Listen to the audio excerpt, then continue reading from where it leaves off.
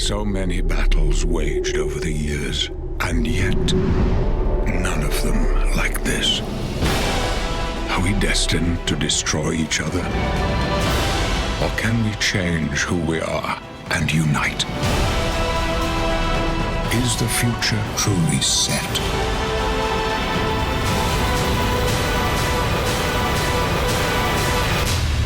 X-Men: Days of Future Past.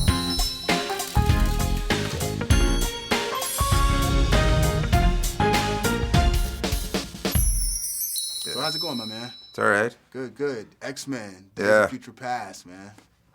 You have fun doing it? Yeah, I just checked it out yesterday. It's epic. It's amazing, and yeah, I had a lot of fun doing it. It's just because you have fun making a movie doesn't always mean the movie itself is going to be great. But this one was the beautiful combination of the two. I had a great experience making it, and it's a pretty phenomenal film. No, I like it because you know what this movie does? It's great if you're like a fan of the previous movies, but you don't have to have seen the previous movies to jump on board. No, not at all. They really sort of, and not in a sort of expositional way. They don't really have to. They do it really well. They tell the story from the past, and from the future. Or now we're going to get confused. They weave it together. I'll let you guys. They weave it together very, very nicely. Or we could just say, just go see the movie. Then you'll know exactly what we're talking about. Yeah, just go see the movie. I like your character in this one. Like, Thanks. Kind of break it down. He's got some nuances going on here and there and in between. Yeah, he's sort of just making sure the world. He wants to protect our species. It's a little cold because he always refers to ourselves as our species and species. He's a scientist, so that's how he's comfortable. But no, he sees it as a way to bring the world together. That's at war. It's the time of Vietnam, and a lot of conflicts. The world sort of finding itself back then. So.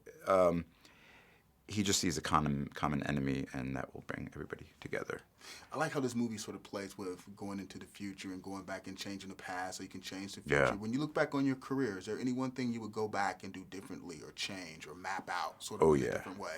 Oh, yeah, but I can't talk about that stuff without bringing up certain projects and things that, I wish I can go back again. But I think life is all about the mistakes we make. I think that makes us stronger than even the good times. So you got to embrace it all. Weaves the fabric together and makes you who you are. So it's all good. Nicely said. Well done. Now, this movie jumps back to 1973, but if you had to choose a time period to go back to and explore, which one would it be and why?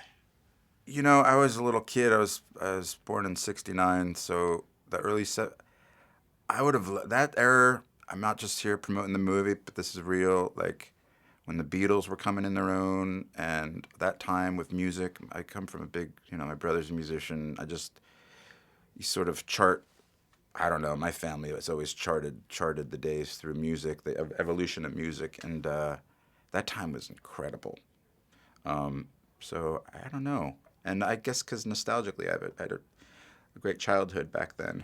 So maybe that's a time I'd like to jump back to as an adult and experience it as an adult with things that you can do as an adult that you couldn't do as a 4-year-old.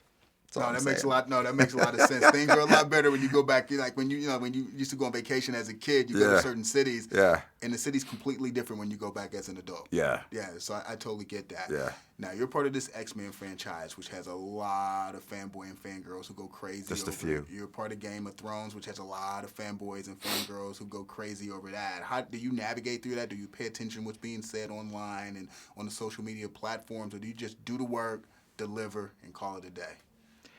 I live in New York, and I am who I am. I sort of can't put on a pair of sunglasses and hide, so I'm made aware of it every time I leave my door. But it's all with these fans. It's so great. They're like the greatest bunch of fans to have, and they're so knowledgeable. They're always telling me stuff that I don't even know. They're such a reservoir of information for me that's always helpful.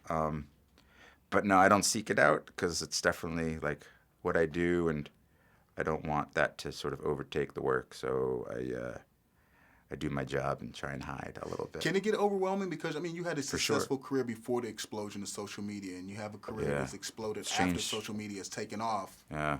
How have you handled that change, and how's that change affected, you know, how you work as an actor? Well, you know, you just gotta sort of protect yourself, keep it at a distance, but because you know, with the good comes, you know, the negative stuff.